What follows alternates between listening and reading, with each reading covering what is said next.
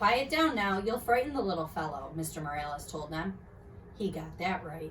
He introduced us. The little boy, who was about 5, was named Willie. He kept poking his fingers through the wire of the cage. I was about to bite him, pure instinct, but then I remembered, this is the son of the most important person at Longfellow School, so I didn't. The little girl, who was about 7, was named Brenda. She kept sticking her face up against the cage and squealing. I tried squeaking back at her, but I don't think she could hear me. Mr. Morales tried to quiet them down.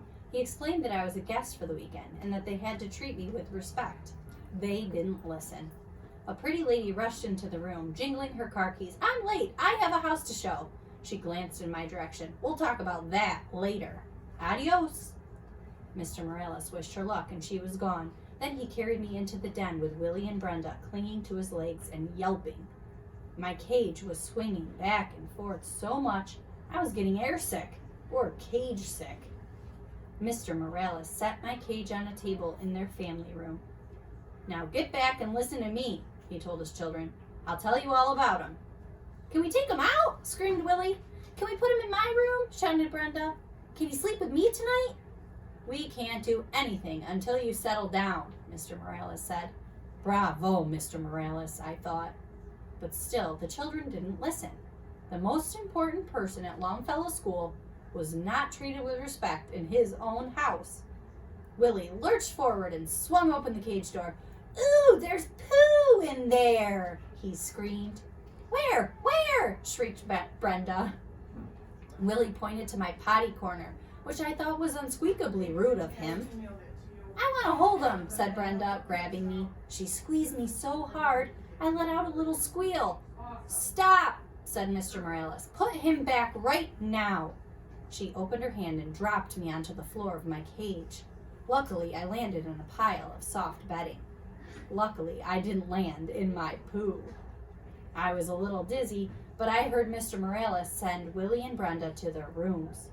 I will not allow you to mistreat an animal. Upstairs, doors shut, no playing until I say you can, he said.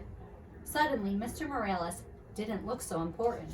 He slumped down in the chair next to my cage and loosened his tie. Now you know my secret, Humphrey. At school, everybody listens to me. At home, nobody listens to me, he said. Mr. Morales looked tired.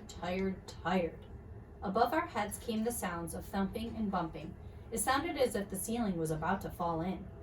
They're bouncing on their beds, Humphrey. Not supposed to do that either, he said. He slowly rose and went to the stairway in the hall. Willie! Brenda! Stop that now! He yelled. Surprisingly, the thumping and bumping stopped. They listened, I squeaked when the principal sat down again, but the thumping and bumping began again in a minute. I wish I knew what to do, he said. Some way to teach them a lesson. I nodded. A lesson is just what those children needed, and I was just the hamster to teach them. Tip 4, from the Guide to the Care and Feeding of Hamsters by Dr. Harvey H. Hammer. Never, ever squeeze, pinch, or crush a hamster. If it runs away, squeals, or mutters, leave the hamster alone.